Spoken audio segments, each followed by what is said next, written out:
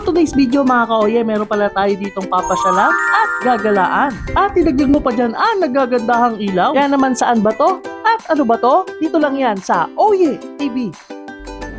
Audio Jungle. Audio Jungle.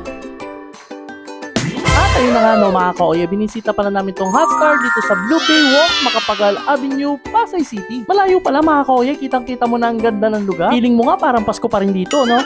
Ano ba naman mga ka-oye, sa ganda ng ilaw at sa ganda rin ng dekorasyon na meron dito. At mas lalong panalo to kapag kasama mo ang partner mo. Kaya nga kung ako sa'yo, wag ka pupunta na mag-isa rito kasi ma-OP ka talaga, char. De, joke lang, malay mo matagpuan mo si Mr. Right. Ano ba naman sa mga taong mga nandito? Ewan ko na lang kung di ka makapili dito, char.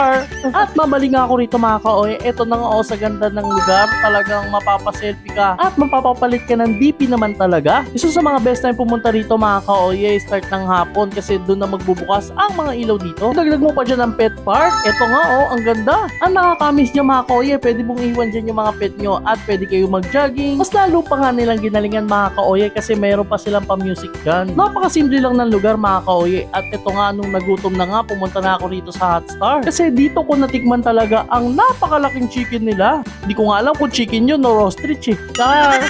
Siyempre, shoutout sa mga kasabay natin dyan. Ito na nga, no? Papunta na tayo sa ating main event of the evening. Ano ba yan? Siyempre, ang kainan. Ito na nga, mga ka-oye, tignan nyo naman yung manok. Grabe, halos malaki pa sa palad ko. Ito na nga, para mas lalo nyo makita.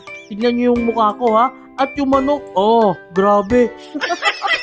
Grabe manok, chicken. Ito yung mga solid na serving talaga. Kala mo, puro gigante ang kakain. At gawa nga ng gutom, ito na ang nangyari.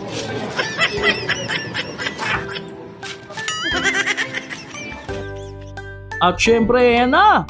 Tikman na yan. Aba, si kuya nakatunog sa likod ko. Yan na. Bakit parang medyo mainit? Mainit talaga, no, sinerve mga ka-oye.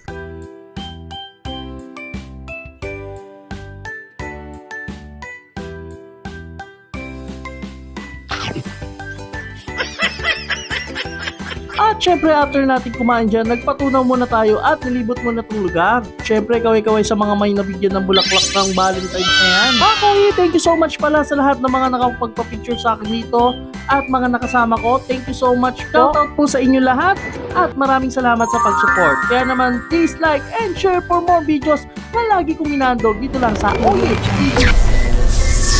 Audio Jungle.